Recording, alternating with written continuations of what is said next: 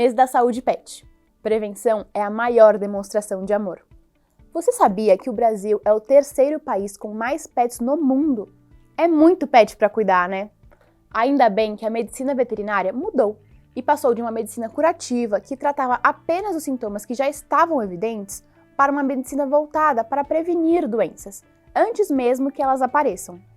No mês da saúde, queremos conscientizar tutores e médicos veterinários sobre a importância dos cuidados preventivos para garantir o bem-estar e a qualidade de vida dos pets. Somos um ecossistema que ajuda o tutor e os médicos veterinários a cuidarem da saúde do pet com melhores condições, descontos exclusivos e muito amor.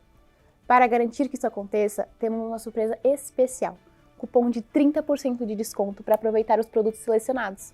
Aproveite!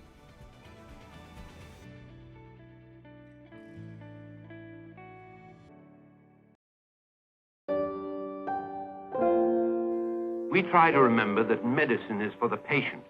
We try never to forget that medicine is for the people. It is not only for the profits.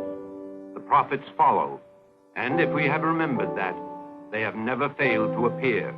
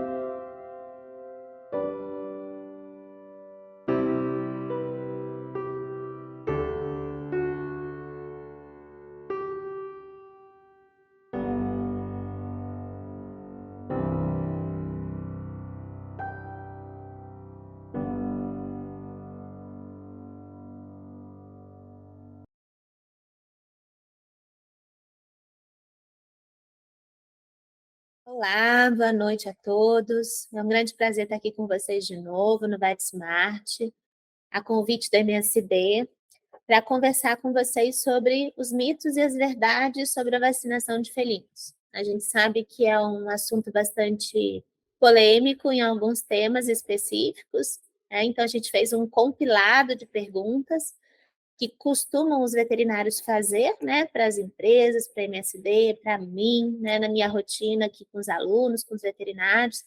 Então, a gente selecionou alguns tópicos para conversar com vocês.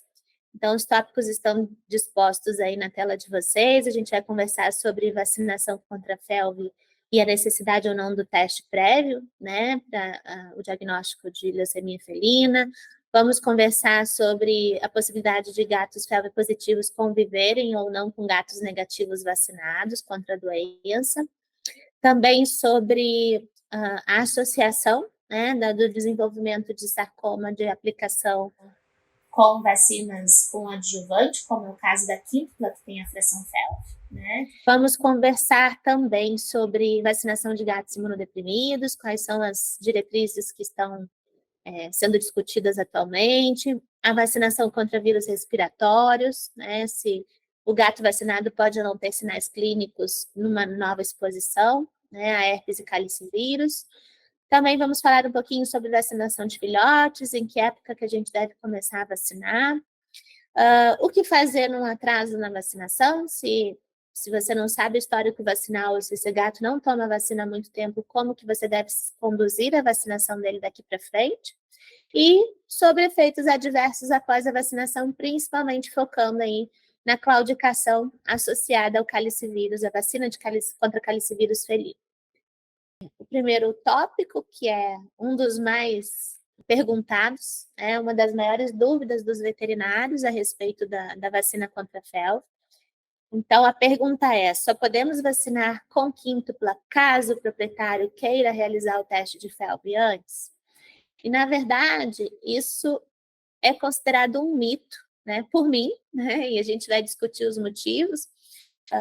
Inicialmente, eu gostaria de mostrar para vocês o que o consenso de 2020 fala sobre isso, um consenso da Associação Americana de Clínicos de Felinos sobre o teste e o manejo de gatos FeLV positivos.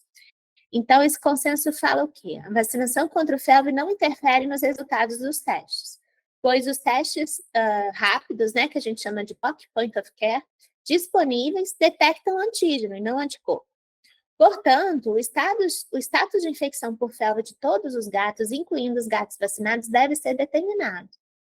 Porque a administração de vacinas contra a FeLV em gatos infectados não tem valor terapêutico algum e toda vacinação desnecessária acarreta o risco de potenciais reações adversas.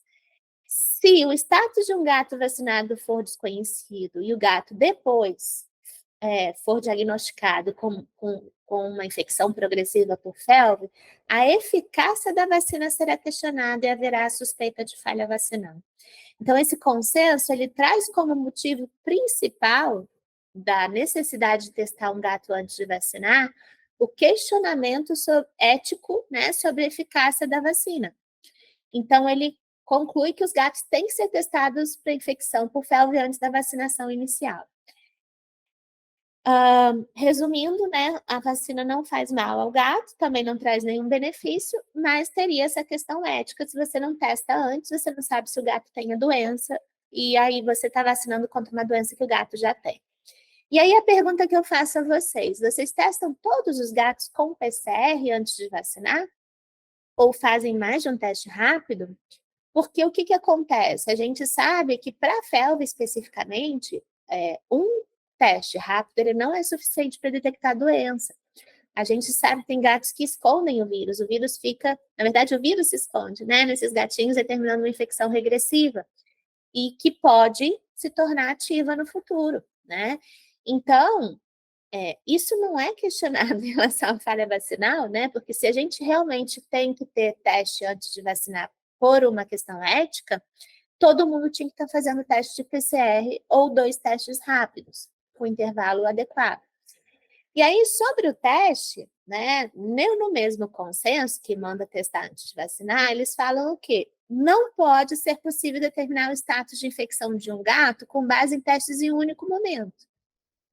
Pode ser necessário repetir o teste usando métodos diferentes, ou seja, é controversa a informação. Resultados discordantes entre os testes de antígeno e outras técnicas, como PCR e imunofluorescência, podem ocorrer, pois esses testes detectam o estágio da infecção em um único momento.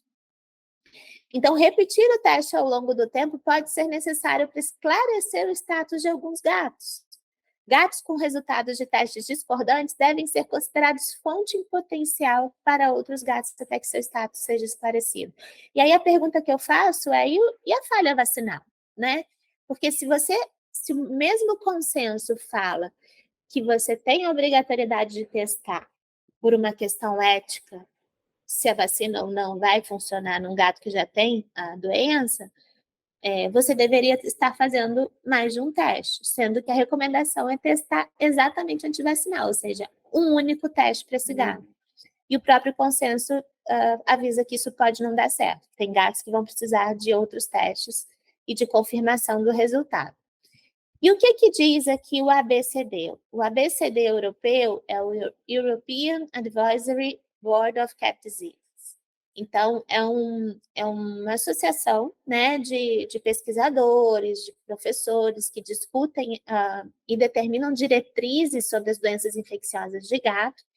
E o que eles falam, né? Se o status de FeLV for desconhecido, o gato deve ser testado para infecção por FeLV com ELISA ou imunocromatografia, de preferência também por PCR de DNA, para provírus de FeLV, antes da vacinação, a fim de evitar a supervacinação. Então, o ABCD, que é atualizado frequentemente no site, já traz a necessidade de realizar teste de DNA, de PCR desses gatos antes de vacinar, o que é uma realidade muito difícil para a maioria dos veterinários, até porque leva dias para esse resultado chegar, né? Se a infecção por FeLV antes da vacinação for improvável, o teste pode não ser necessário, ou seja, já abre uma brecha para você julgar se o teste é necessário ou não, dependendo dos hábitos desse gato. Por exemplo, gatinhos de uma gata e um gato, ou seja, a mãe e o pai desse gatinho com antígeno FeLV negativo que não teve contato com outros gatos.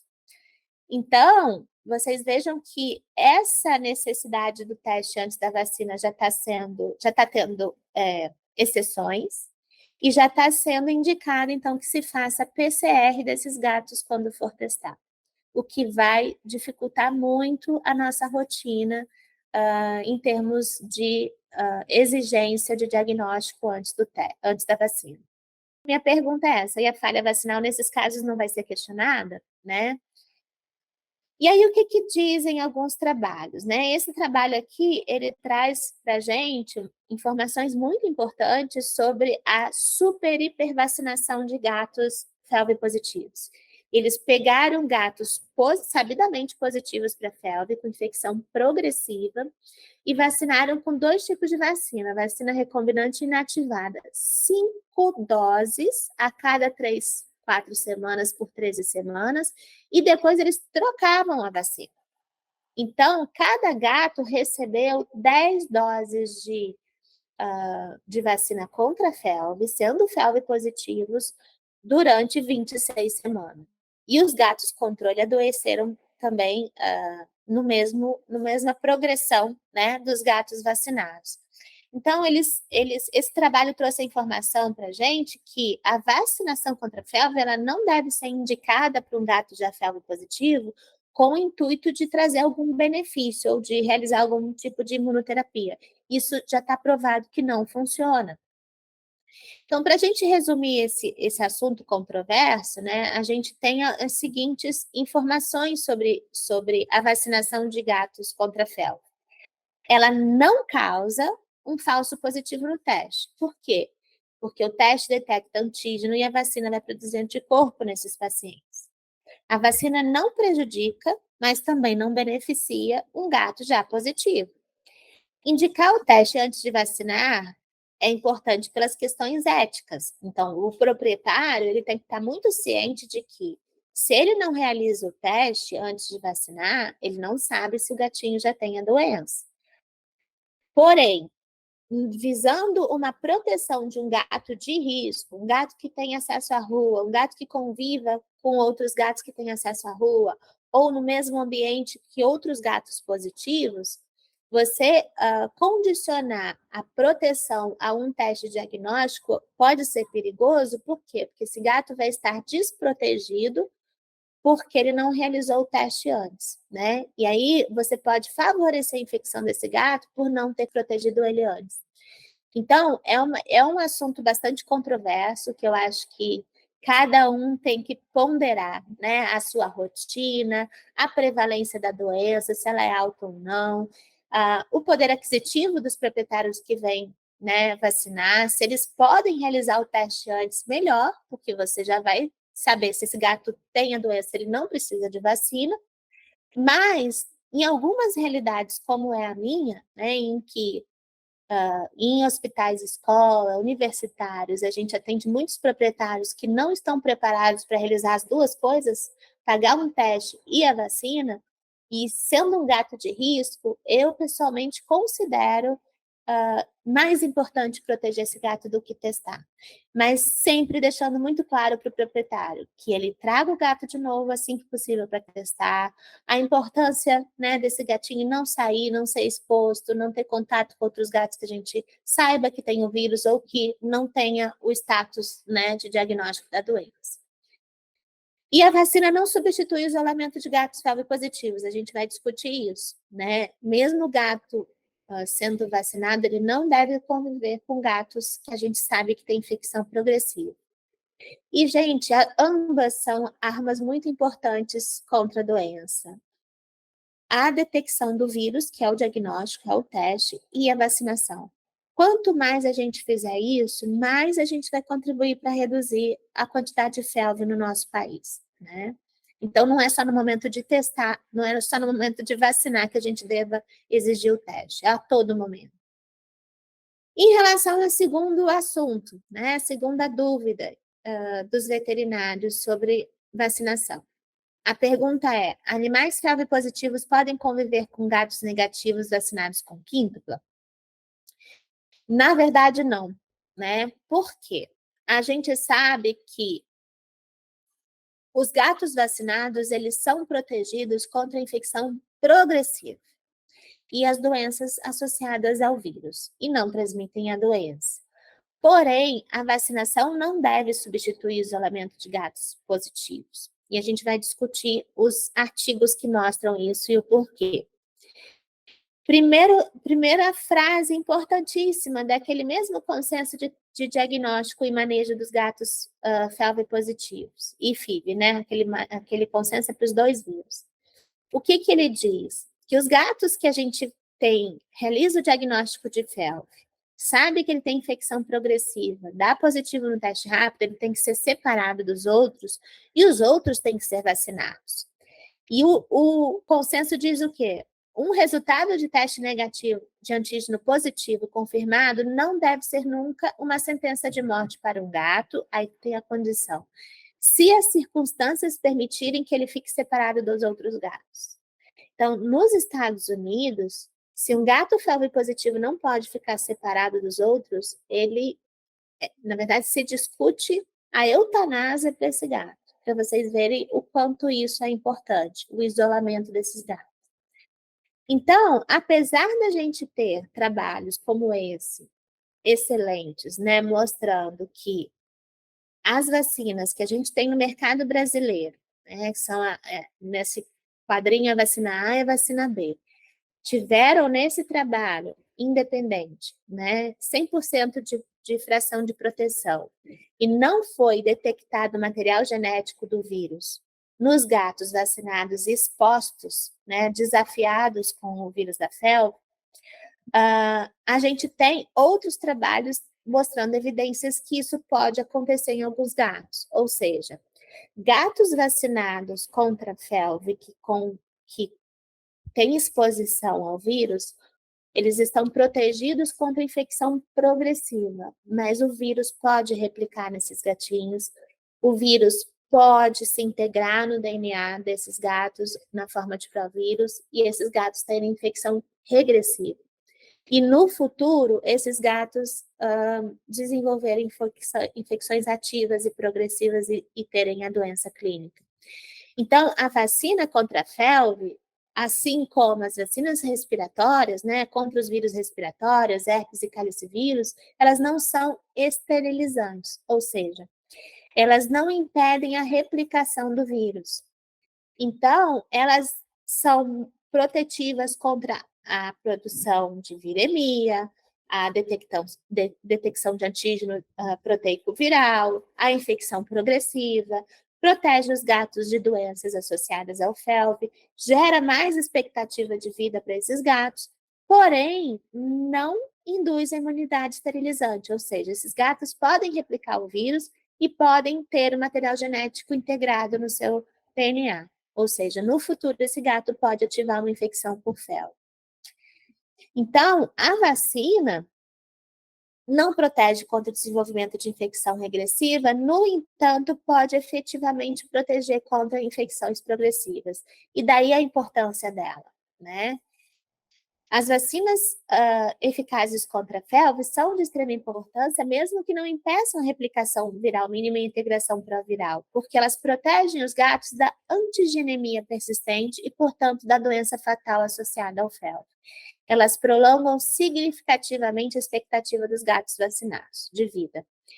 E a gente sabe que a taxa de proteção dela, muitos trabalhos mostram 100%, muitos trabalhos mostram próximo de 100%, para esses contatos esporádicos, né? Uma vez que o gato vacinado esteja convivendo diariamente com um gato infectado pelo felve, está excretando 1 milhão de partículas virais na sua saliva todos os dias, a pressão viral em cima desse gato negativo vacinado, a pressão de vírus, ela é enorme.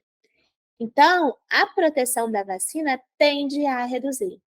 Então, por isso que a gente sabe que os gatos têm que ser vacinados, mas eles não devem conviver com gatos positivos. Então, a proteção é para contatos esporádicos, certo? E não para o convívio diário. Além dessa questão de proteção, né, a gente sabe que a vacinação é um ato médico que visa a proteção de uma população. A gente tem que pensar que a gente está protegendo aquele indivíduo, mas protegendo aquele indivíduo, também eu vou estar protegendo outros gatos. E isso é muito claro quando a gente avalia, por exemplo, a prevalência da felve em lugares no mundo, comparativamente ao poder aquisitivo desses países, o poder de compra per capita, né, que é chamado, e os hábitos de vacinação, né, da população de gatos, né. Então, esse trabalho é muito interessante porque é uma meta-análise comparativa entre a prevalência de felve e de FIV, correlacionando com o poder de compra per capita de cada país e de cada região do mundo.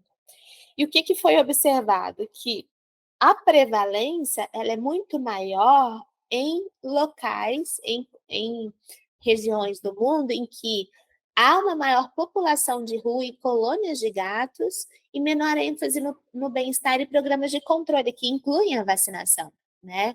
Então, é muito claro nesse trabalho que locais onde existe um menor poder de compra per capita, como a África e a América do Sul, existe uma maior prevalência de felve, né? E esse outro trabalho também confirmou isso num estudo pan-europeu, ou seja, eles estudaram a prevalência de felve em toda a Europa, né, e avaliaram por análise multivariada os fatores de risco e fatores de proteção. Então, claro que países do sul da Europa, onde são países que são considerados com um PIB mais baixo, né, em que há um menor índice de vacinação dos gatos, houve uma maior prevalência de felve, né? Então, além de fatores de risco associados à idade, a esse gato ter acesso à rua, viver em um grupo com mais de um gato, né? Estar doente, né? A prevalência mais alta, ela também foi associada ao baixo índice de vacinação. Então, nesse gráfico a gente pode identificar que países como a Croácia, a Hungria, a Itália, a Polônia e Portugal foram os países que tiveram maior prevalência de felve, que são essas barrinhas mais escuras do lado esquerdo. E a gente vê que o índice de vacinação é mais baixo comparativamente a países que têm uma prevalência mais baixa e uma vacinação mais alta. Então, esses trabalhos vêm a confirmar a importância da vacinação pensando em população de gato. Quanto mais a gente vacina, menor é a prevalência da doença nos países do mundo, né? Então, pessoal, a gente tem várias armas contra o felve. A gente tem que testar cada vez mais, né, os gatos que entram nos nossos consultórios, vacinar animais em risco, e aí a gente vai discutir o que é ser um animal em risco, mas hoje, pelos consensos de vacinação, todos os filhotes devem ser vacinados contra a felve, porque é a população mais atingida pela doença, né? E os adultos que têm contato, que têm risco, que a gente vai discutir. Segregar gatos infectados de não infectados. Então, quanto mais a gente executar cada uma dessas armas, maior vai ser a eficiência dos programas de prevenção da doença e menor a prevalência. E eu incluo aqui a situação dos animais de rua, né? Porque a gente sabe que a falta de programas governamentais de controle de população de rua, né, as pessoas que abandonam animais na rua contribuem para a perpetuação da doença justamente nesses animais que estão por aí e que os gatos de dentro de casa vão ter contato ao sair. E aí, ou as pessoas ao adotarem esses gatos infectados podem acabar infectando outros gatos de dentro de casa, ou doar um gato infectado para alguém, perpetuando a doença na natureza e nas cidades, né? Então, quando que a gente tem que considerar um gato de alto risco? Todos os filhotes, como a gente comentou, e os adultos que têm acesso à rua, que convivem com gatos que têm acesso à rua ou sabidamente infectados, lembrando que eles não devem ficar próximos, eles podem ficar no mesmo ambiente, mas separados em grupos dos positivos e dos negativos vacinados. Aqueles gatinhos que são hospedados ou que viajam regularmente, e gatos que vivem em grupos. E aí, os consensos, eles discordam do que é um grupo de gatos. A AFP considera um grupo de gatos 3 ou mais gatos. Já o ASAVA, que é a Organização Mundial de Clínica de Pequenos Animais, eles consideram um grupo 2 ou mais gatos. Então, por exemplo, se você já tem 2 gatos em casa, você já deve vacinar os gatos contra a felve. Né? Então, só é considerado um gato isento de risco aquele que mora em apartamento, um único gato que não sai de casa. E para esses gatos em risco, a gente sempre tem que indicar a vacinação e o teste todos os anos, né? Não é só no momento, não é só uma única oportunidade, porque se eles estão saindo, se eles estão tendo exposição, se eles são considerados grupos de risco, esses gatos têm que ser, além de protegidos todos os anos, testados também. Vamos para outra pergunta, né? Em relação ao desenvolvimento de sarcoma, de aplicação associado ou não à vacinação contra a felve, porque ela tem adjuvante. Então, existe alguma chance, né? Uma maior chance de um gato vacinado contra a felve, utilizando quíntupla, que tem a fração felve, que tem adjuvante nessa vacina, ter sarcoma? Ele está mais em risco por causa disso? E, na verdade, hoje a gente sabe que esse é um mito, né? Um mito que foi muito estudado, na verdade, foi um assunto muito pesquisado, eu vou discutir alguns trabalhos com vocês, mas que acabou contribuindo, inclusive, para a redução da vacinação de gatos no Brasil, principalmente contra a felve, e um aumento absurdo da prevalência, né? Então, por que a gente tem que entender isso? Porque a gente tem que saber que o risco de não vacinar ele é muito maior, né, do que o risco do gato desenvolver sarcoma. Então, sarcoma de aplicação, ou sarcoma induzido, é um tumor que se desenvolve em locais em que o gato toma injeção, né? Como a gente aplica injeções mais frequentemente contendo vacinas, esse desenvolvimento desses tumores, muitas vezes, ele está associado ao gato ter recebido vacina ou não. E o que acontece? Eu vou mostrar evidências para vocês de que não é, o sarcoma de aplicação, ele não é associado especificamente ao adjuvante, porque essa sempre foi uma justificativa, né, para que a gente não utilizasse vacinas mortas inativadas com adjuvante, porque aumentaria o risco dos gatos desenvolverem sarcoma. E a gente tem evidências aí desde 1994 de que o sarcoma ele pode se desenvolver em gatos que tomaram qualquer tipo de vacina, seja ela antirrábica, seja ela polivalente tríplice, que não tem adjuvante, e seja ela contra a febre, né? Então, desde essa época, a gente já está vendo, né, estudos, muito financiamento de pesquisas para se descobrir a etiologia desse tipo de tumor, e as evidências já começaram a vir que, assim, não há uma associação direta com a presença de adjuvante, ou seja, com a vacina contra a febre. E aí, ultimamente, né, esses dados aí até não são tão recentes, mas dos anos 2005, mais ou menos, para cá, a gente começou a ver uma associação grande, inclusive, com vacinas vivas. Mas não porque a vacina viva causa o maior risco, mas simplesmente porque são as que a gente mais usa, né? A maior parte das vacinas utilizadas em gatos hoje são vivas porque elas conferem uma imunidade mais robusta e mais duradoura. Então, elas têm sido mais associadas ao sarcoma do que as vacinas inativadas ou mortas que têm adjuvante. E, bom, esse outro trabalho mostrou, né, do Philip Cass, que após o estudo de 33 mil gatos, né, eles concluíram que não há diferença na incidência de casos de sarcomas associados à vacinação que utiliza ou não adjuvante ou indústrias específicas. E aí, é importante vocês saberem também que nessa época foi criada uma força-tarefa para investigar esse assunto, né, em que se reuniu todos os pesquisadores mais importantes relacionados a doenças infecciosas, a patologia, a oncologia, para se estudar a etiologia dessa doença.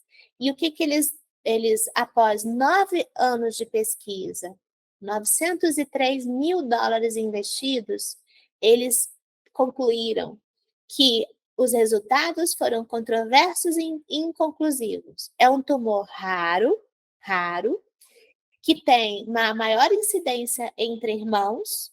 Alguns gatos apresentam mais de um, ou seja, tomaram mais de uma injeção, desenvolveram sarcomas em locais diferentes do corpo com injeções diferentes. O papel das vacinas ainda era desconhecido nesse momento, né? E havia indicações de evidências de envolvimento genético do gato. Né? Aqui se começou a discutir, bom, será que o problema então não é o que se aplica nos gatos, mas sim a genética dele? Alguns gatos são predispostos, já que tem mais entre irmãos, gatos desenvolvem com vários tipos de injeção diferentes, né? Não é associado a um único produto que é injetado, né? E aí começaram a vir muitas evidências de alterações genéticas, de mutações em genes supressores de tumor, proteínas regulatórias de crescimento, alterações do DNA celular nesses gatos, e se concluiu que não há nenhum tipo de relação ou associação específica com algum tipo de vacina. E é um risco baixo do gato desenvolver, é um risco menor do que 1 para cada 10 mil gatos vacinados. Esse é um trabalho do professor Michael Day, que avaliou o grau de inflamação que cada tipo de vacina causa, né, nos gatos. Então, ele avaliou a resposta tecidual a vacinas sem adjuvante, com adjuvante oleoso e com hidroxialumínio, que é o adjuvante que era até então mais utilizado nas vacinas e algumas utilizam até hoje. E o que ele concluiu? Que a reação foi maior nas vacinas com adjuvante. O adjuvante, ele serve para isso. O adjuvante vacinal, ele precisa produzir uma resposta inflamatória local para que o sistema imunológico seja alertado que existe um patógeno ali, já que ele não replica, ele está morto ou inativado nessas vacinas. Então, a função dele é chamar o sistema imunológico, ou seja, é tornar o tecido inflamado. E nesse trabalho foi mostrado o quê? Que todos os tecidos foram reparados em 60 dias. E não ocorreu em nenhum desses gatos o desenvolvimento de algum sarcoma. E nesse trabalho, esse trabalho, inclusive, ele é utilizado por alguns palestrantes, alguns professores que ainda acham, né, ainda não foram convencidos de que o adjuvante acaba causando uma predisposição maior para os gatos desenvolverem sarcoma, e ele tem sido utilizado como justificativa para isso. E, na verdade, esse trabalho, ele avaliou por membros, cada membro, né, várias aplicações de medicações, de vacinas, tipos de vacinas diferentes, qual era a associação com maior risco de sarcoma. E o que eles viram? Que nos membros torácicos houve um maior risco com a aplicação de corticoides e nos membros pélvicos com as vacinas coadjuvante inativadas. Mas nenhuma vacina foi livre de risco. Todas as vacinas utilizadas, sejam elas vivas, recombinantes, foram associadas com algum sarcoma, com desenvolvimento de algum tumor, né? Então, ainda assim, nesse trabalho, a gente vê que, por mais que teve mais casos com vacina inativada, não há vacina isenta de risco. Inclusive, foi o mesmo tipo de associação que foi feito com corticoide, né? Que nem vacina é.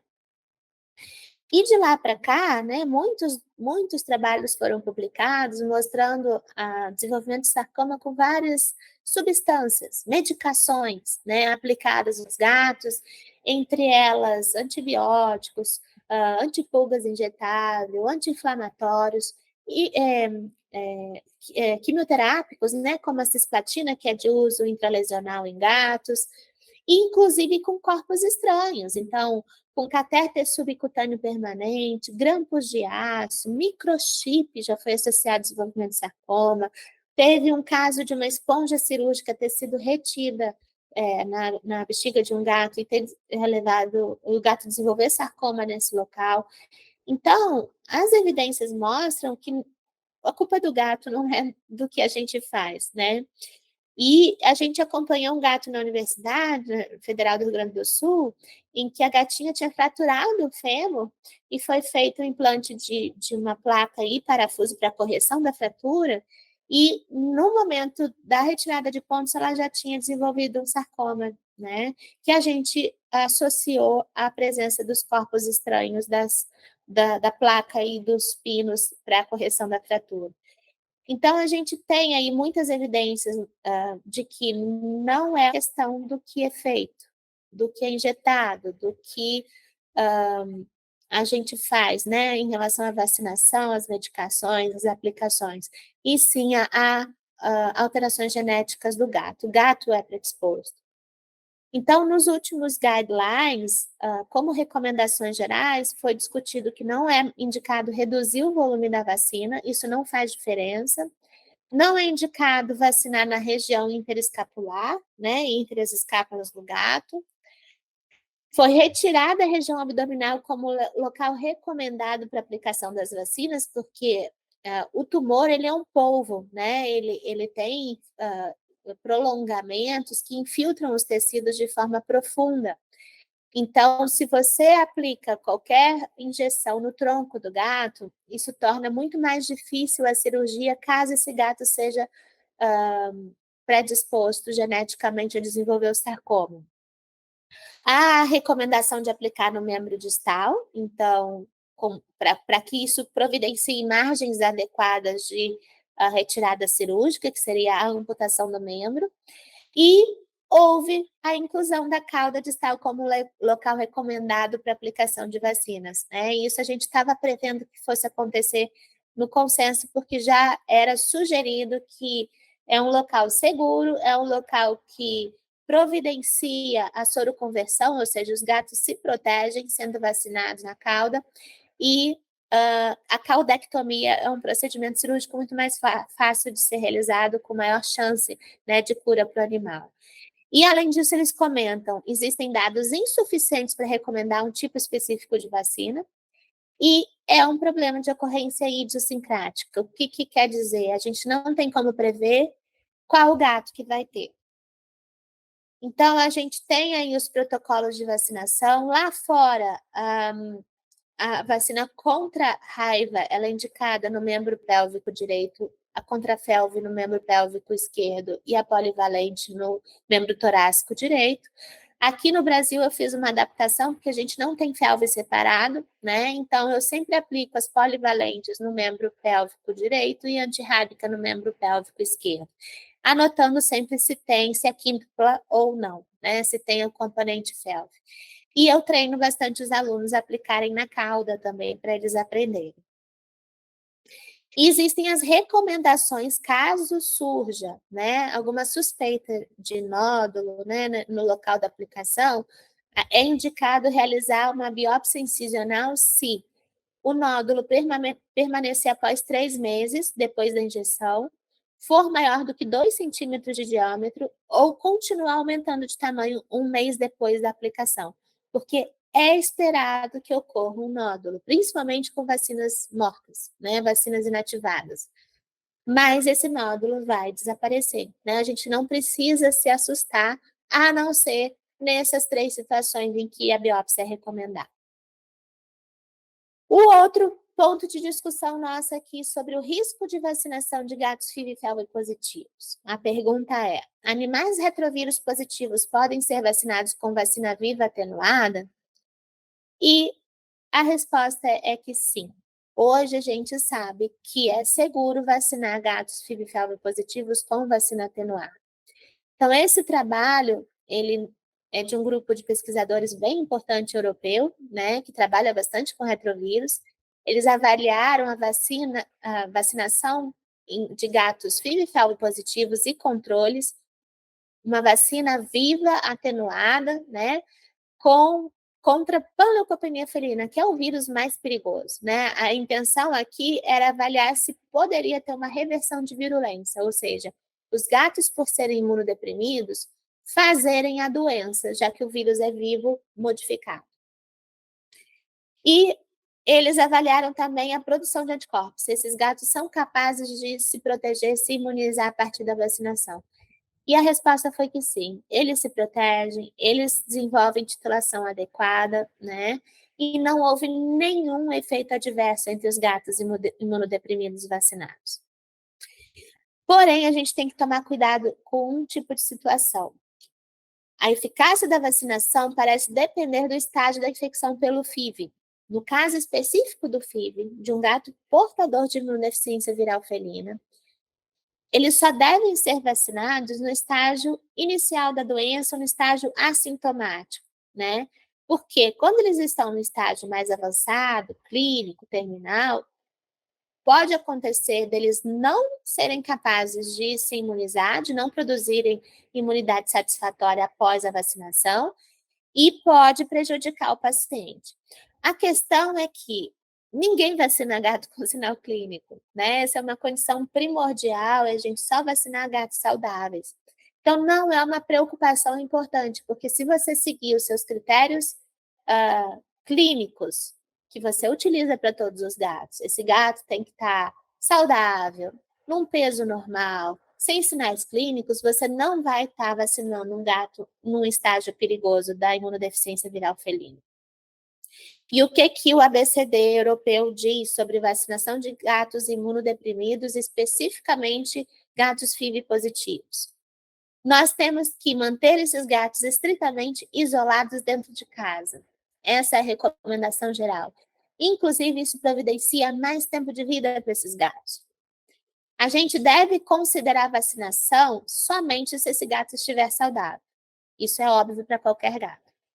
E basear a vacinação e o risco-benefício, num risco-benefício, avaliando, né, a necessidade de vacinação de gatos que estejam dentro de um apartamento, que estejam confinados, somente se não tiver anticorpos contra o vírus da panleucopenia. Ou seja, se esse gato tem uma titulação adequada, ele não precisa ficar sendo vacinado frequentemente contra a panleucopenia.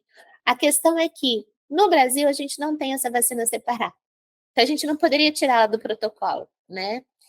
E o que acontece? Em tocando nesse assunto, é importante a gente saber que a titulação, a sorologia, para determinar a necessidade ou não de vacinação de um gato, ela só é confiável contra a panleucopenia felina. Então, existe contra esse vírus, existe uma correlação forte com o nível de anticorpos e a proteção. Então, se esse gato tem um nível alto de anticorpos, ele está protegido contra a doença. Mas isso não acontece em relação ao herpes vírus felino, não acontece em relação ao calicivírus felino e não acontece em relação à felve, certo? Então, a gente tem que ter esse cuidado. Para gatos felve positivos, o que é recomendado? Da mesma forma, manter esses gatinhos estritamente dentro de casa, isolados, considerar a vacinação se o gato é clinicamente saudável, e aqui já é indicado a vacinação anual de vacinas consideradas obrigatórias ou essenciais, que são as contra panleucopenia, herpes vírus e calicivírus felino. Vamos para outra dúvida. Vacinação e sinais clínicos em relação aos vírus respiratórios. Os gatos podem se infectar com herpes vírus felino e calicivírus e terem sinais clínicos mesmo sendo vacinados? Isso pode acontecer? Sim, isso pode acontecer. O que acontece? Assim como em relação à felve, a vacina contra herpes e calicivírus, ela não confere imunidade esterilizante.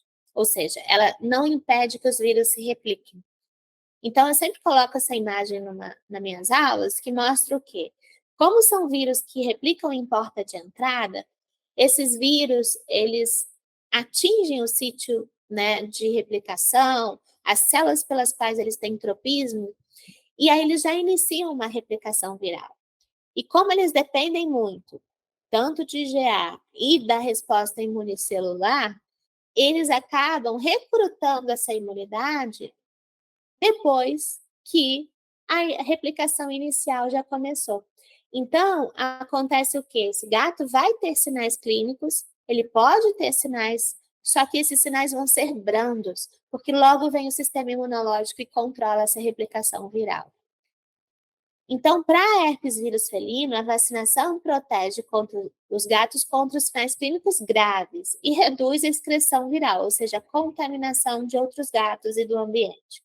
A vacina não protege os gatos contra infecção, o vírus replica, e o desenvolvimento do estado de portador, porque no caso do herpes, o vírus tem essa capacidade, né, de infectar os neurônios e o gato se tornar portador do herpes vírus e haver a recrudescência viral toda vez que a imunidade desse gato declinar. Porém, a imunidade robusta é de apenas 3 meses. Então, mesmo a gente vacinando anualmente os gatos, esse gato vai estar mais protegido durante os 3 primeiros meses depois da vacina. Então, vocês podem considerar aumentar a frequência da vacinação contra esse vírus, principalmente em ambientes muito populosos, em que há muitos casos da doença. Em relação ao calicivírus felino, a vacinação protege os gatos contra os sinais clínicos graves, não protege contra infecção, não é uma vacina esterilizante, a excreção viral e a persistência de infecção. Tem gatos que podem se tornar carreadores assintomáticos de algumas cepas de calicivírus. E como é um vírus RNA, é um vírus que tem uma alta taxa de mutação, a gente conhece várias cepas de campo, as vacinas tendem a providenciar uma proteção cruzada contra várias cepas, mas nem todas, porque esse vírus está mutando o tempo todo. Então, alguns gatos podem se infectar com cepas de campo para as quais as vacinas não protegem. Em relação à vacinação de filhotes, né, existe muita dúvida sobre qual a idade mínima para se vacinar um gato e se a gente pode utilizar vacinas vivas atenuadas em filhotes. E a resposta é que sim, a gente pode e deve utilizar vacinas vivas atenuadas em gato, porque são as que mais protegem de uma forma mais robusta, mais rápida, os filhotes que são extremamente suscetíveis a infecções virais nessa idade, né? Então, o que a gente sabe? Esse trabalho é um trabalho antigo, mas excelente, né, que é referenciado até hoje, que avaliou, né, a imunidade passiva de gatos. O que ele mostrou? Primeira coisa, a gata prenhe, ela não passa nenhum nível de anticorpo para os seus filhotes, para os seus fetos, né, durante a prenhez. Existe 0% de passagem de anticorpos placentários em gatos, diferente dos cães. E os filhotes, eles vão adquirir esses anticorpos maternos no colostro. É o momento em que o intestino dos filhotes está aberto à absorção de grandes moléculas, que são os anticorpos. A gata, ela vai passar anticorpos durante o colostro, durante toda a amamentação, né? Todo o leite que ela vai fornecer para esses filhotes, até 6 semanas de vida. Porém, o filhote só absorve nas primeiras 24 horas, especificamente nas primeiras 12 horas, porque elas são as mais importantes. É quando o maior nível de anticorpos é ingerido por esses filhotes. E nesse trabalho foi mostrado que os anticorpos maternos podem declinar nesses filhotes já na terceira, quarta semana de vida. E os anticorpos dos filhotes, né, naturais, que ele desenvolve, vão começar a subir em torno de 5, 7 semanas. Então, a gente percebe que tem uma lacuna, né, de proteção aí entre esses dois períodos. Então, os filhotes podem estar suscetíveis a doenças infecciosas com 3, 4 semanas de idade. E aí a gente tem que prestar atenção nisso, principalmente para aqueles filhotes que vivem em abrigos, em gatis, que mamaram pouco colostro, ou que as mães, né, não tinham muitos anticorpos para passar, ou seja, não eram adequadamente vacinadas ou desafiadas, né? E lembrar que existe uma janela de vulnerabilidade que não necessariamente é como está o exemplo aqui, entre 8 e 16 semanas. Né? A janela de vulnerabilidade é aquele período em que os anticorpos maternos existem ainda, mas eles estão em baixos níveis. Ou seja, esses anticorpos não protegem o filhote contra um desafio, né, ou contra a exposição viral, mas eles interferem na vacinação. Ou seja, o gato vacinado não vai se imunizar a partir dessa vacina porque os anticorpos maternos vão neutralizar o vírus vacinal. Então, nos filhotes, isso pode, né, acontecer mais cedo. E é um período em que a gente vê muita doença respiratória nesses filhotes, né? Então, a gente tem que ter esse cuidado, principalmente em filhotes de alto risco. E hoje, as recomendações dos consensos mais atuais recomendam ainda repetir uma dose com 24 semanas, justamente para imunizar aqueles gatos fora da curva. Aqueles gatos que tomaram muito colostro, que ainda têm interferência dos anticorpos maternos, até 16, 20 semanas, que é quando a gente está terminando a vacinação desses filhotes. Então, como a gente não tem como passar um scanner nesses filhotes e determinar quem tem mais, quem tem menos anticorpo para cada antígeno que a gente está vacinando, cada antígeno que vai estar incluído, né, nas vacinas para a proteção desses gatos, a gente tem que vacinar todo mundo e de forma frequente para tentar acertar o momento em que esse gato não vai ter interferência dos anticorpos maternos e vai conseguir produzir uma imunidade efetiva a partir da vacinação. E geralmente os mais fortes e ativos são aqueles que mamaram mais colostro, que vão ser imunizados tardiamente e que vão ter um período de interferência grande, né, dos anticorpos maternos e podem sucumbir a doenças infecciosas por causa disso. Então, numa situação de risco em que a gente tem muitos gatos convivendo juntos, muitos filhotes nascendo, muita doença infecciosa, vocês devem iniciar a vacinação mais cedo, com 4, 6 semanas de idade. Nesse caso, não há necessidade de utilizar uma vacina quádrupla ou quíntupla, até porque, sabidamente, os anticorpos maternos que protegem contra clamídia e felve duram até 8 semanas de idade. Então, aqui a indicação seria uma vacina tríplice, porque contém as vacinas essenciais obrigatórias para os filhotes. Então, aqui tem uma sugestão, né, de protocolo para os filhotes, né, tentando adequar às diretrizes e recomendações atuais, lembrando que a gente não deve ter protocolo para todos os pacientes, a gente tem que ajustar a necessidade de cada um. Então, nesse caso, se eu estou trabalhando com um gato que veio de gatilho, abrigo, um gato órfão, que não mamou colostro, ele está em alto risco. Então, eu vou iniciar o protocolo mais cedo, né, com 4, 6 semanas de idade, vou utilizar a tríplice. A partir daí, esse gato deve ser vacinado a cada 3, 4 semanas de intervalo, e aí A partir de 8 semanas já é indicado utilizar a quíntupla por causa da proteção contra a felve, né? Essa quíntupla tem que ser repetida para reexpor o gato ao mesmo antígeno, porque é uma vacina inativada, ela só confere imunidade com 2 doses, né? E a partir daí, vocês podem optar por tríplice ou quádrupla, porque aqui a preocupação passa a ser herpes, calície e panleucopenia. E esses gatinhos, eles podem ainda ter anticorpos maternos até 16 ou 20 semanas.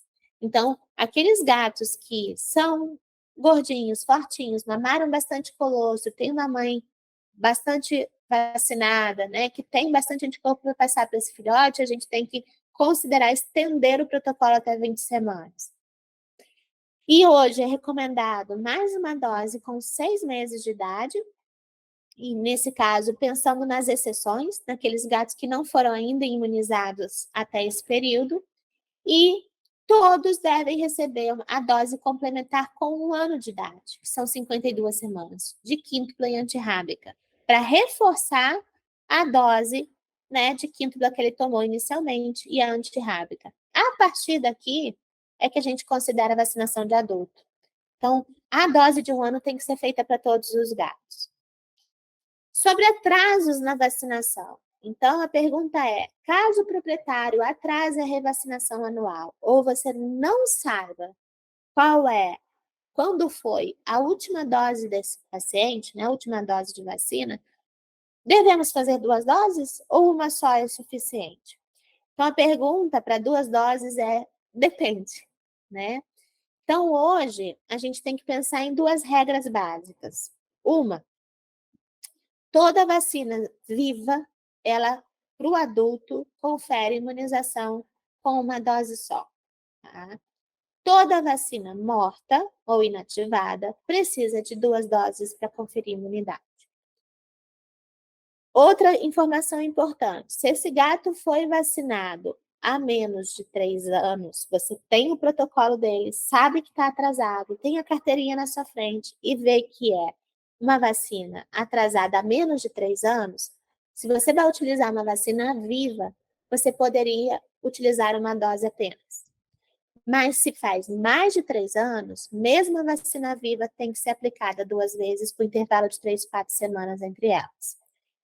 Então, aqui nessa recomendação, ela está disponível online para vocês, né? Do ABCD europeu sobre as recomendações de vacinação de gatos. Ela tem isso muito claro, né? Para vacinação de gatos adultos a menos de 3 anos de atraso, né, da última dose, uma imunização é suficiente com vacina viva. Se a vacina está atrasada há mais de 3 anos, você precisa fazer 2 doses. Se você não sabe, considera mais de 3 anos e executa 2 doses, certo? Toda vez que você vacina contra a felve pela primeira vez, você tem que reaplicar, porque é uma vacina morta. Então, com uma dose você não imuniza. Você tem que fazer uma dose e repetir outra dose com 3 a 4 semanas de intervalo. Sobre os efeitos adversos após a vacinação. A pergunta é: a vacinação pode causar claudicação em gatos? Essa é uma manifestação clínica associada à vacinação contra calicivírus felino. Verdade. O que acontece? O calicivírus, ele pode causar artrite imunomediada, ou seja, pelo depósito de complexos imunes antígeno-anticorpo nas articulações, esses gatinhos fazem uma sinovite, né? E podem ter bastante dor articular, dificuldade de locomoção, eles param de comer porque tem dor, né? Não vão até o pote de comida, e é bastante debilitante. E isso pode acontecer com cepas de campo ou cepas vacinais. Então, sim, a vacinação pode ter como efeito adverso, em alguns gatos, a claudicação, a dor articular, né? E é um efeito autolimitante, né? Ele vai embora, né? Os sintomas vão ter resolução espontânea. A questão é que a gente tem que tratar para dor esses gatos nesse momento, porque eles têm bastante dor. Então, tem alguns trabalhos mostrando claramente isso, né? Esse trabalho avaliou tanto vacina de vírus vivo quanto vírus de campo por via intranasal em gatos, e eles viram por imunofluorescência que tinham antígenos virais nos macrófagos sinoviais de dentro das articulações, sendo que 3 dos gatos que tinham evidências do antígeno viral do calicivírus tinham recebido exposição ao desafio, né, ao vírus de campo, e 2 tinham recebido vacina viva. E a imunofluorescência também mostrou a presença de imunoglobulinas e complemento nos macrófagos sinoviais, sugerindo que o vírus estava na forma de um complexo imune. E nenhuma claudicação foi relatada em nenhum gato e as alterações histológicas sinoviais foram mínimas. Então, nesse trabalho, se identificou o vírus, se identificou os complexos imunes, né? Então, os gatos tinham, foi detectado o complexo antígeno-anticorpo nas articulações, mas eles não manifestaram isso clinicamente. Então, não são todos os gatos que manifestam. Alguns vão ter claudicação e dor. E esse último trabalho, então, mostrou que estudaram, né, 123 reações vacinais e 80% delas foram associadas à claudicação, isoladamente ou em conjunto com outros sinais clínicos relacionados a efeitos adversos vacinais. E o calicivírus foi isolado de suaves orofaríngeos de 69% dos casos de reação vacinal, né? Alguns dos vírus isolados das reações vacinais foram comparados, né, com o vírus vacinal para ver se era o vírus vacinal que estava presente na orofaringe e causando a claudicação, e a maioria dos casos parecia ser diferente e presumivelmente vírus de campo, ou seja, pode acontecer desse gatinho já estar infectado com uma cepa de calicivírus, ser vacinado coincidentemente nessa época, e o vírus que está causando a claudicação não ser o vírus vacinal, mas uma outra cepa que o gato já estava portando antes. Então, isso pode acontecer tanto com vírus vacinal quanto com vírus de campo. Alguns gatos vão ter cepas concomitantemente infectando o mesmo gato, e às vezes fica difícil de saber, né, se foi um vírus de campo ou um vírus vacinal que causou os sinais clínicos. E esse é um trabalho muito importante que eu trago para vocês sobre eventos adversos, né, associados à vacinação de gatos, que nesse caso aqui a gente não vai ver claudicação, porque a claudicação foi excluída desse estudo, porque ela pode ser associada até a algum trauma da agulha, né? Então, para não ter um viés, um fator confundidor, né, de uma associação a uma reação adversa vacinal, eles excluíram os casos de claudicação nesse trabalho. Mas só para mostrar para vocês o quanto é raro haver associação de um efeito adverso ao ato de vacinar um gato. Então, nesse trabalho foi avaliado 1 milhão de doses de vacina, né, 1.250.000, né, doses de vacinas em 500 mil gatos, e o risco de efeito adverso associado à vacinação foi de 51 gatos para cada 10 mil vacinações. Houve 4 óbitos associados à anafilaxia em 1.250.000 doses de vacina aplicada. Então, o efeito adverso, ele existe. A vacinação não é um ato isento de riscos, né? A gente sabe que gatos individualmente podem ter reações, inclusive anafilaxia, mas o mais comum é eles terem letargia, febre, anorexia. Nesse trabalho, a vacina quádrupla foi mais associada a risco de efeito adverso, principalmente, né, por causa da clamídia, e a fração clamídia da vacina pode induzir um efeito adverso tardio, até 3 semanas depois da aplicação. Não houve nenhum relato de sarcoma nesses 1.250.000 gatos que foram vacinados, e quanto mais o gato é vacinado, maior o risco de efeito adverso. Então, muita gente acha, gato já recebeu vacina, não aconteceu nada, ele está protegido, ele não vai ter mais reação adversa. Ele pode ter. Quanto mais vacina ele recebe, maior é o risco. Mas essas reações são brandas, leves, né? É muito raro o gato desenvolver anafilaxia e que traz algum risco, né, real de vida para esse gato. E isso, gente, pode acontecer com a gente, com as crianças, com as pessoas que tomam vacina. Então, assim como pode acontecer com medicamentos, né?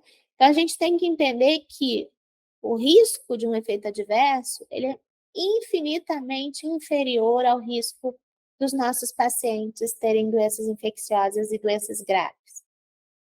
Então, para a gente finalizar, né, todos esses pontos controversos discutidos sobre vacinação em gatos, é importante que vocês levem para casa algumas mensagens que são os recados principais, né, que a gente pode concluir de tudo que a gente discutiu. Então, o teste de FeLV é indicado antes da vacinação, sempre deve ser indicado, mas vacinar é tão importante quanto testar. Então, a gente tem que ponderar o quanto a gente tem que condicionar uma arma à outra. Porque se a gente condiciona, pode ser que a gente esteja usando mal as armas que a gente tem contra a doença, e isso contribuir para o aumento da prevalência, a perpetuação, né, dessa doença tão grave que mata tantos casos aí na nossa rotina. A vacinação contra a FeLV não substitui os elementos de gatos positivos. Não há, em 30 anos de pesquisas, de investimento, né, de preocupação, evidências científicas de que adjuvantes causem sarcoma em gatos. Não há nenhuma evidência. Gatos FIV e FeLV em risco devem ser vacinados com vacinas obrigatórias desde que estejam saudáveis.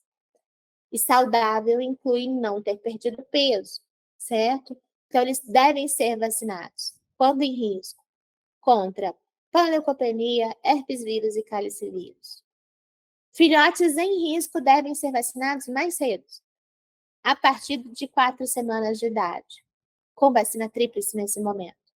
Cepas de campo e vacinas de calicivírus, contra, né, calicivírus, podem causar claudicação em gatos. E, não esqueçam, vacinação contra FeLV, herpes e calicivírus não induz imunidade esterilizante, ou seja, o vírus replica. Então, se esses gatos vacinados forem expostos ao vírus, o vírus pode replicar. E ele pode ter sinais clínicos quando estamos falando de herpes e calice, e pode se tornar um gato infectado regressor quando a gente está falando de FeLV. As únicas vacinas esterilizantes para gatos são as contra panleucopenia felina e antirrábica. Essas duas vacinas, elas impedem, quando efetivas, né, com um nível de proteção alto, a gente sabe que elas impedem a replicação do vírus, certo? Então, com isso, a gente conclui nosso bate-papo de hoje, né, sobre vacinação. É um assunto muito longo, é um assunto que tem muita coisa para a gente saber, para a gente discutir. Eu costumo dizer que vacinação é o que o veterinário mais faz e que menos sabe o que está fazendo, né? É importante a gente se informar, a gente discutir esses pontos controversos, é importante ver as evidências científicas para que a gente tome decisões adequadas no nosso dia a dia, na nossa rotina, quando a gente está em frente a um paciente que precisa dessa melhor recomendação, dessa adequação do que é recomendado e do que esse paciente merece nesse momento, certo? Então, foi um prazer enorme estar com vocês hoje, né? Eu fico muito feliz de poder estar aí na casa de vocês, né? Nos consultórios, no dia a dia aí de vocês, podendo trazer, né, uma atualização, uma discussão sobre um assunto tão importante do dia a dia do veterinário. Ok? Um beijo a todos, boa noite e até a próxima. Olá, boa noite a todos. Eu estou muito feliz em estar aqui hoje com vocês. E em meu nome e de todo o time da MSD Saúde Animal, eu gostaria de agradecer à professora Fernanda Amorim por nos trazer tantas informações e também agradecer a todos vocês que estão nos assistindo. Quando o assunto é vacinação, baseados em guias internacionais, em consensos, nós sabemos que hoje os animais não devem ser todos vacinados da mesma forma. Cada animal é único e a vacinação dele também deve ser. Pensando nisso, a MSD Saúde Animal conta com um portfólio completo para os felinos, para que vocês, médicos veterinários, possam vacinar seus pacientes de acordo com o estilo de vida de cada um deles. Nós tínhamos no nosso portfólio, antes, a Nobivac Feline 1-HCP-CH e a Nobivac Feline 1-HCP-CH mais FeLV. E agora, o nosso portfólio está ainda mais completo, com a chegada da Nobivac Feline 1-HCP. Vamos conhecer um pouquinho melhor essas vacinas, cada uma delas. A Nobivac Feline 1-HCP, o nosso lançamento, é uma vacina que contém um diluente e um liofilizado. No liofilizado do produto, nós encontramos o herpes vírus, o cálice vírus e o vírus da panleucopenia. Ou seja, é uma vacina que confere proteção contra a rinotraqueite, contra a cálice virose e contra a panleucopenia. Todos antígenos considerados essenciais. Vale lembrar que são antígenos vivos atenuados, a vacina não contém adjuvante em sua composição e a duração de imunidade é de 1 ano para todas as frações. E na embalagem, nós temos 10 doses. A Nobivac Feline 1-HCP-CH, ela também é composta por um diluente e um liofilizado. No liofilizado, nós encontramos o herpes vírus, o cálice vírus, o vírus da panleucopenia e a clamídia felis. Portanto, é uma vacina que confere proteção contra a rinotraqueite, a cálice virose, a panleucopenia e a clamidiose. Nós temos antígenos que são essenciais, mais um antígeno opcional. Todos são vivos atenuados, ela é uma vacina que também não leva adjuvante em sua composição, e a duração de imunidade é de 1 ano para todas as frações. Na embalagem, nós também encontramos 10 doses. E, por fim, nós temos a Nobivac Feline 1-HCP-CH mais FeLV. Nós temos também um diluente e um liofilizado. No liofilizado, nós encontramos o herpes vírus, o cálice vírus, o vírus da panleucopenia e a clamídia felis. E no diluente do produto, nós encontramos o FeLV. Ela é uma vacina que confere proteção, então, contra a rinotraqueite, a cálice virose, a panleucopenia, a clamidiose e a leucemia viral felina. Nós temos nela, então, antígenos que são considerados essenciais e também antígenos que são opcionais. Todos eles, com exceção do FeLV, são antígenos vivos atenuados. O FeLV, ele é inativado. Nós temos na vacina a presença de um adjuvante, mas ele é um adjuvante aquoso. E por que que isso é importante? O fato de ele ser aquoso faz com que ele seja mais compatível com os tecidos do gato. Para vocês terem ideia, em um estudo de farmacovigilância envolvendo milhões de doses administradas, mais de 99% dessas doses foram livres de reações. A duração de imunidade é de 1 ano para as frações do herpes vírus, do vírus da panleucopenia, da clamídia felis e também do cálice vírus. E o nosso grande diferencial é que existe a imunidade de 2 anos em relação ao FeLV, em relação à leucemia viral felina. Na embalagem, nós também encontramos 10 doses. Além desse lançamento, nós temos um material que foi desenvolvido para vocês, médicos veterinários. E ele tem como objetivo trazer justamente as opções que nós temos dentro do nosso portfólio, para que vocês possam vacinar os seus pacientes de acordo com o estilo de vida que eles possuem, para que vocês possam fazer uma vacinação personalizada, de acordo com o que os guias internacionais preconizam. Ele também traz sugestões de protocolos, ele visa também orientar qual é a melhor Nobivac Feline de acordo com o estilo de vida do seu paciente, qual escolher, qual utilizar, de acordo com aquele paciente que vocês estarão atendendo. E, por fim, ele também traz os nossos serviços incríveis para vocês, que são nossos parceiros. O meu recado era esse, pessoal. Eu gostaria de agradecer mais uma vez a todos vocês que estão nos assistindo. Contem sempre conosco da MSD Saúde Animal. Obrigada.